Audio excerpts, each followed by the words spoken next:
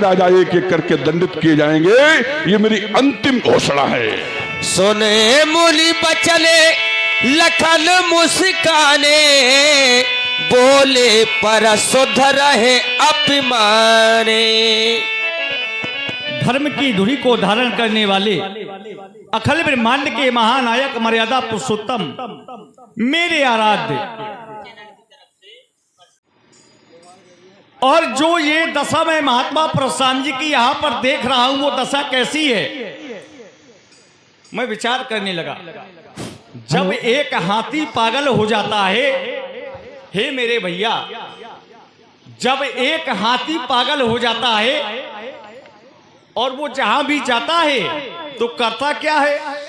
सब चौपट कर देता है। हाँ, ये जब हाथी पागल होता है और जहां भी जाता है तो करता क्या है? सब चौपट ही करता है, कुछ अच्छा नहीं करता है।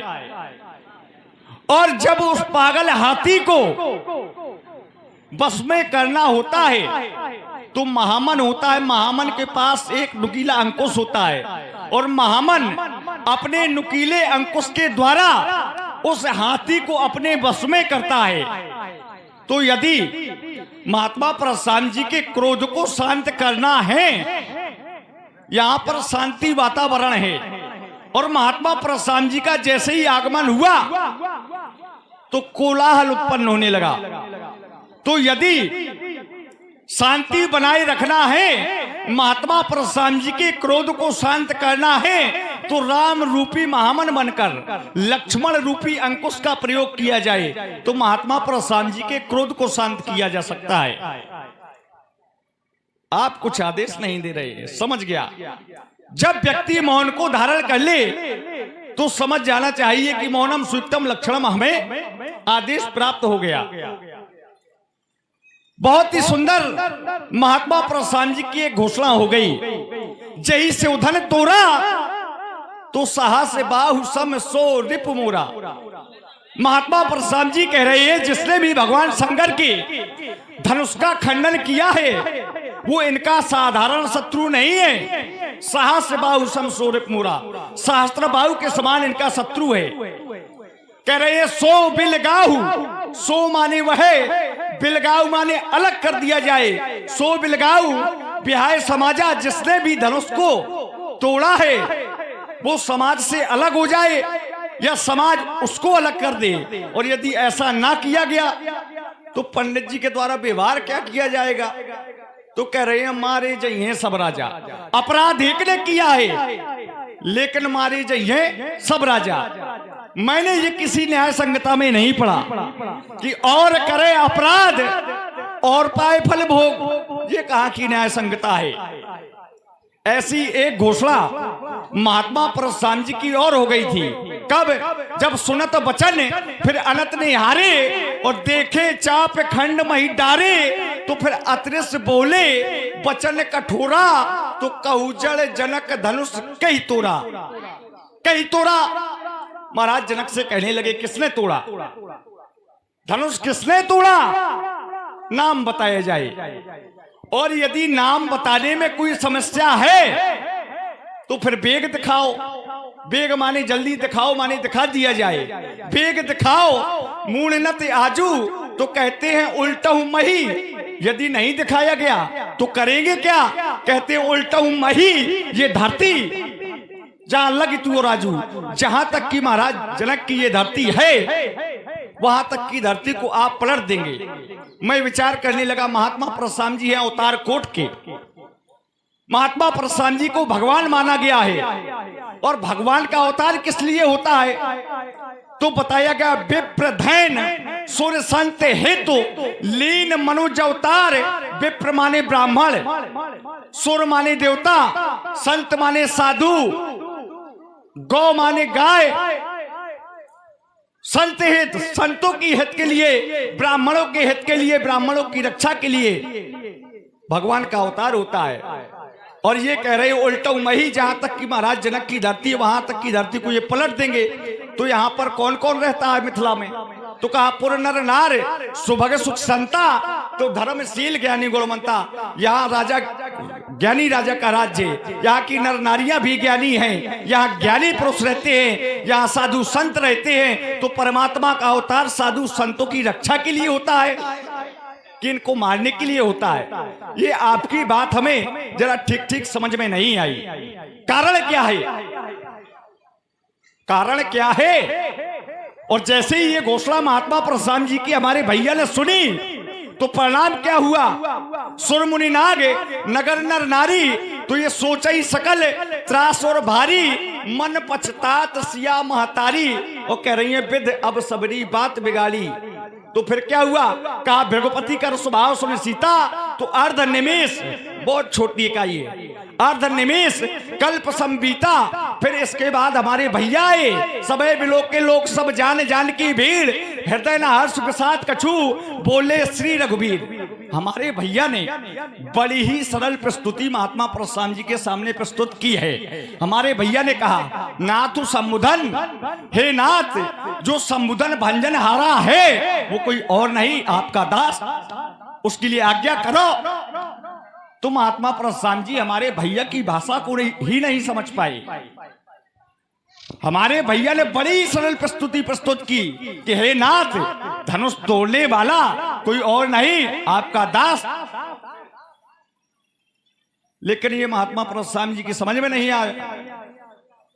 भाई यदि धनुष तोड़ने वाला यह कह देता कि धनुष मैंने तोड़ा तो महात्मा परशुराम जी जान जाते कि धनुष किसने तोड़ा। लेकिन धनुष तोड़ने वाले ने ऐसा नहीं कहा कि धनुष मैंने तोड़ा। क्यों नहीं कहा? क्योंकि यदि कर्ता के द्वारा कोई कार्य किया जाता है और कर्ता के द्वारा यह कह दिया जाए कि ये मैंने किया, तो वो फिर अभिमान के अर्थों में गिना जाता है, वो दम्भ के अर्थों में गिना जाता है। यदि धनुष तोड़ने वाला यह कह देता कि ये मैंने किया, तो समाज में प्रत्येक बैठा हुआ व्यक्ति यही कहने लगता कि धनुष तोड़ने वाले ने धनुष क्या तोड़ दिया, इतना अभिमान कि मैं की भाषा बोली जा रही है। इसीलिए धनुष तोड़ने वाले ने ये नहीं कहा कि मैंने तोड़ा, कहा आपके दास ने तोड़ा। तो महात्मा परशुराम जी की ये समझ से बाहर है। कारण क्या है? तो माया का प्रभाव। कारण क्या है? तो फिर माया का प्रभाव है, क्योंकि ये माया का लक्षण होता है।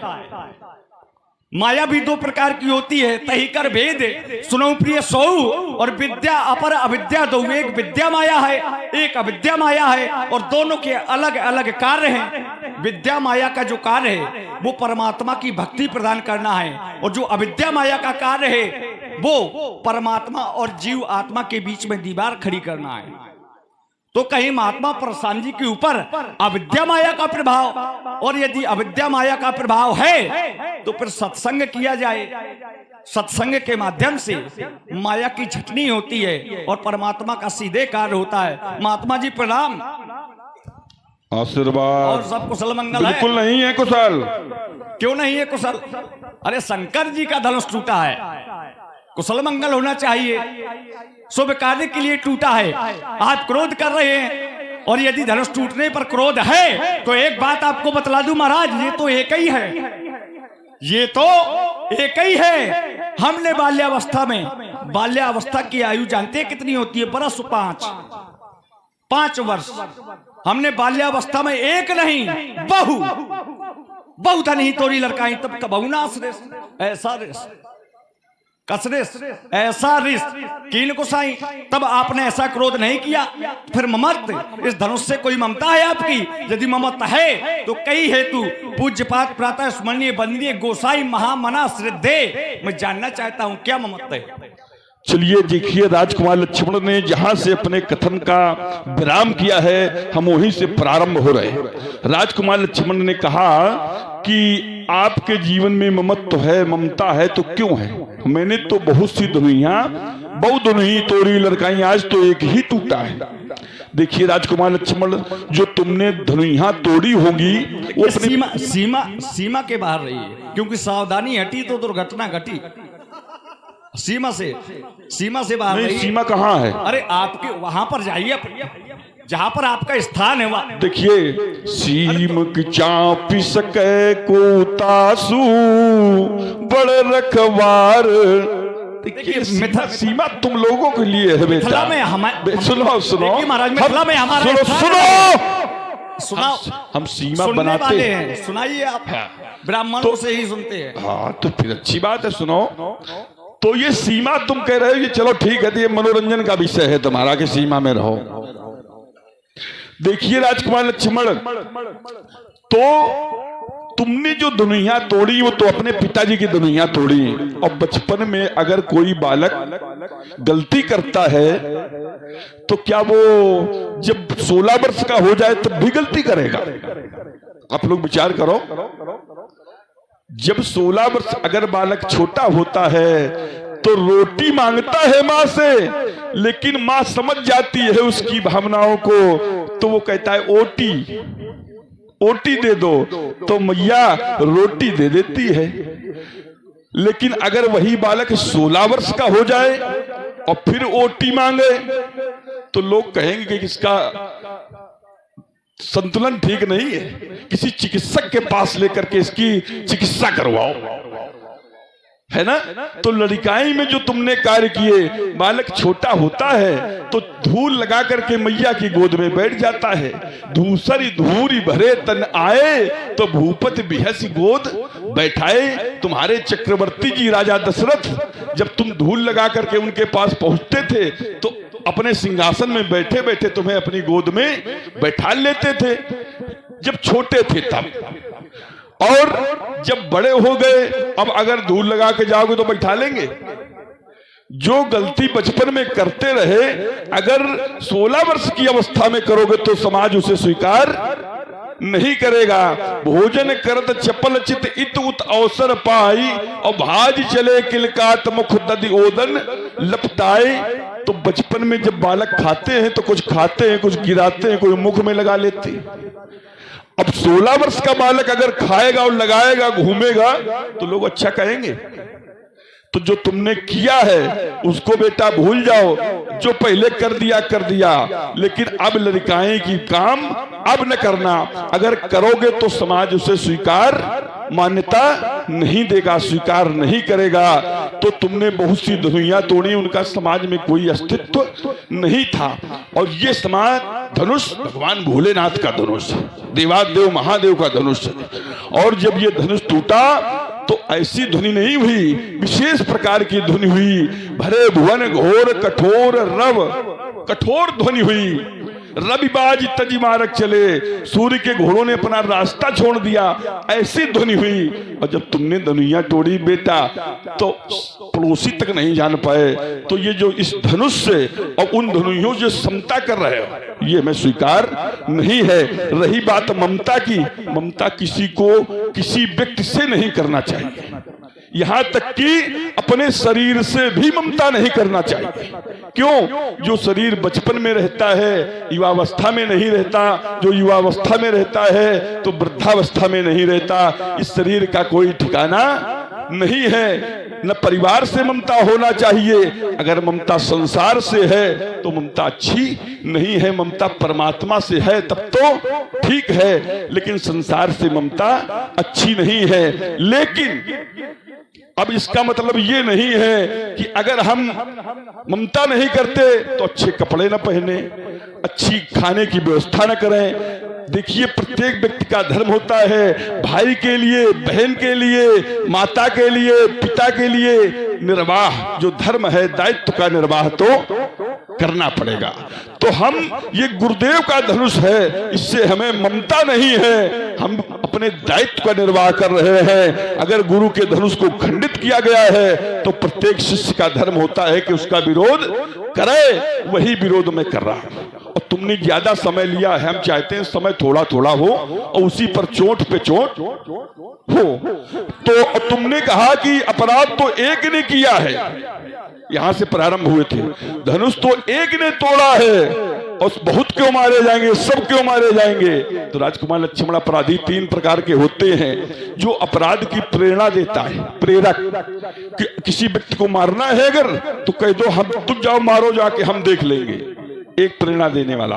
दूसरा जो मारता है वो अपराधी और फिर अपराध करने के बाद, मारने के बाद उसे छिपने के लिए कोई स्थान नहीं मिलता, और जो उस अपराधी को छिपाता है वह भी अपराधी होता है। तो धनुष तोड़ने वाला इसी समाज में छिपा है, इसलिए और बताया नहीं जा रहा, इसलिए मेरी घोषणा है कि न तुम्हारे जी हैं। देखिए राजकुमार लक्ष्मण को ये सब सुनाई दिया। मैंने कहा 100 भी लगाऊं, पहली मेरी घोषणा ये थी 100 भी लगाऊं, जिसने धनुष को तोड़ा है वो अलग होकर के आ जाए। ये बात समझ में नहीं आई। फिर मैंने कहा बिहाय समाजा, समाज छोड़कर चली जाए तो बचेगा कौन? धनुष तोड़ने वाला। ये भी बात समझ में नहीं आई। बात समझ में कौन सी आई कि न तुम्हारे जी हैं सब राजा। तो समाज में अगर छिपा है तो ये मेरी घोषणा है कि न तुम्हारे जी हैं सब राजा। हम चाहते हैं कि कथन लंबा ना हो, छोटी छोटी वार्ता हो। मैं अपने कथन को यही से अल्प विराम दिए देता और राजकुमार लक्ष्मण का समीचीन उत्तर सुनना चाहता। और ध्यान दे, आप हैं बुंदेली लोक दर्पण यूट्यूब चैनल। इस चैनल को आप लाइक करें, शेयर करें, कमेंट करें, सब्सक्राइब करें और अपने ग्राम पहाड़ी की लीला का दिव्य दर्शन इस चैनल के माध्यम से आप कर सकते हैं। और इसी पर प्रभावित हुए एकादश पशुद्राएं भगवान परशुराम जी और लक्ष्मण जी के चरणों में बहुत बहुत धन्यवाद।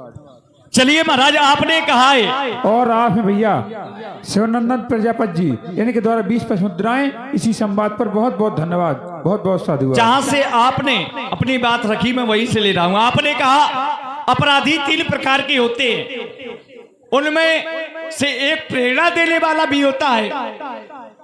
और आपने कहा कि गुरु का धनुष टूटा है।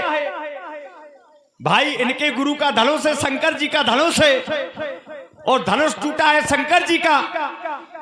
और महात्मा जी ने बताया अपराधी 3 प्रकार के होते हैं, उनमें से एक अपराधी प्रेरणा देने वाला भी होता है। तो प्रेरणा देने वाला कौन है? प्रेरणा देने वाला भी कौन है? आदेश देने वाला कौन है? आप कहते हैं प्रेरणा देने वाला भी अपराधी, तो यहां पर प्रेरणा और आदेश कौन दे रहा है? तो कहा वंदे बोधमयम नित्यम गुरु शंकर रूपणम। आदेश किसने दिया? धनुष तोड़ने वाले को। उठाऊं अमुक भंजाऊं भो चापा, मैटाऊं तात जनक प्रतापा। किसने आदेश दिया? गुरु ने। और गुरु कौन है? तो कहा गुरु शंकर रूपणम, गुरु ही शंकर है।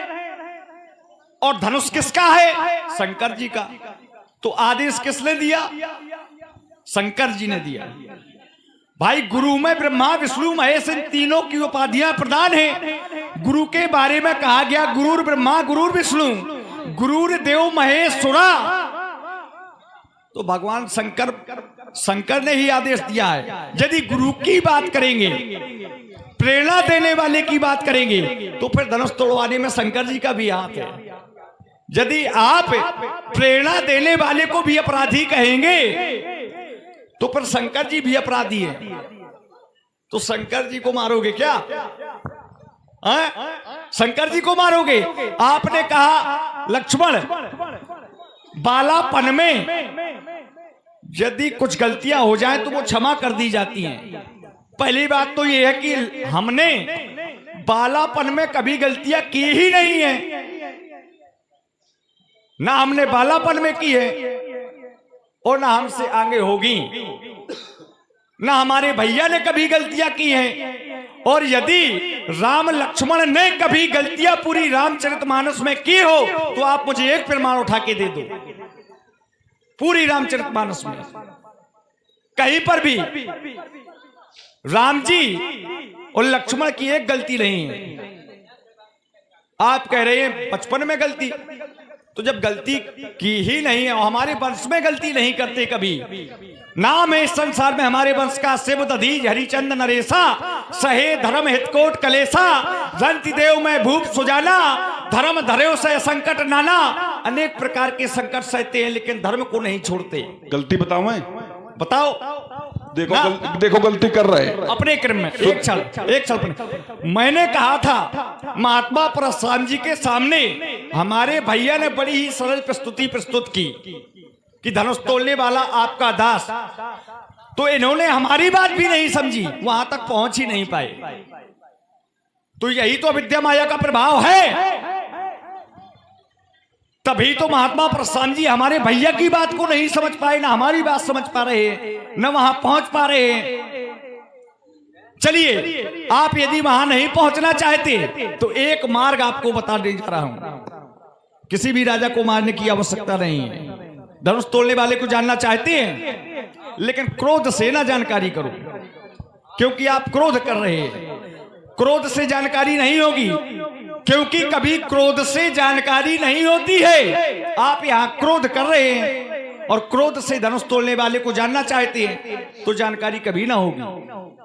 भाई, यदि क्रोध से समस्या का समाधान होता तो मैंने भी तो क्रोध किया था, और मैंने ऐसा वैसा क्रोध नहीं किया। कैसा क्रोध किया? तो कहा लखन सकोप बचन जब बोले तो ये डगमगान मैं दिग्गज डोल उठे थे। ऐसा क्रोध किया था हमने, लेकिन समस्या का समाधान नहीं हुआ। तो समस्या का समाधान हुआ कैसे? तो कहा सैन ही रघुपति लखन निवारे और प्रेम समेत निकट बैठा रे। समस्या का समाधान प्रेम से हुआ, क्रोध से नहीं। आप क्रोध को हटाओ, अरे क्रोध को हटाओ, ये क्रोध को हटाओ, जानकारी हो जाएगी। क्रोध काहे कर रहे हो भाई? यदि आज तक कभी क्रोध से समस्या का समाधान हुआ हो तो आप मुझे एक प्रमाण दो। भाई, मैं ये नहीं कहता महात्मा प्रशांत जी ने यहां क्रोध किया तो इनके क्रोध से यहां पर एक समस्या का समाधान हुआ क्या?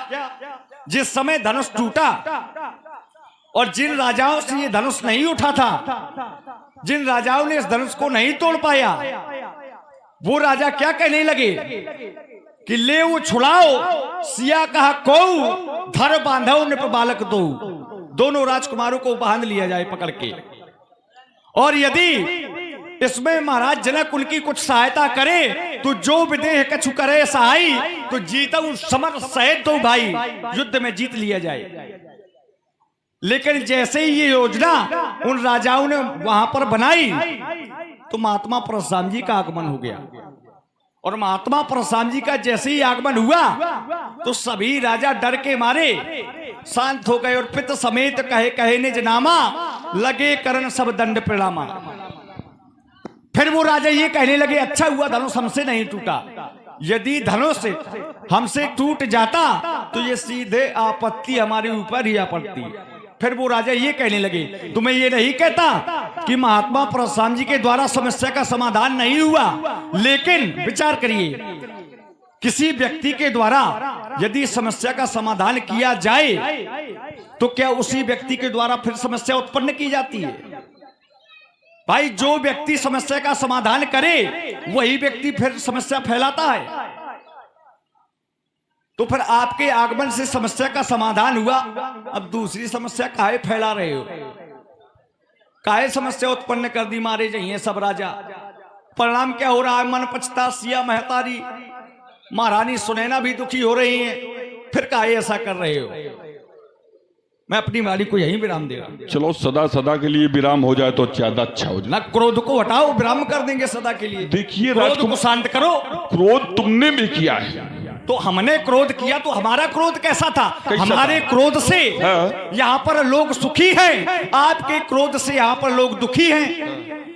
भाई, क्रोध करो तो ऐसा करो कि जिससे लोग प्रसन्न हो। हमने क्रोध किया तो यहाँ पर लोग प्रसन्न हैं, और आपके क्रोध से कौन प्रसन्न है? देखिए, प्रसन्न नहीं है, हमें घुमाओ नहीं।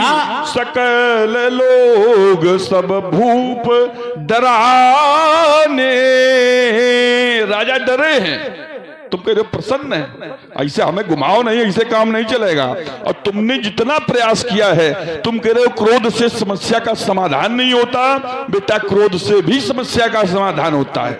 देखिए, राजा जनक ने भी क्रोध किया।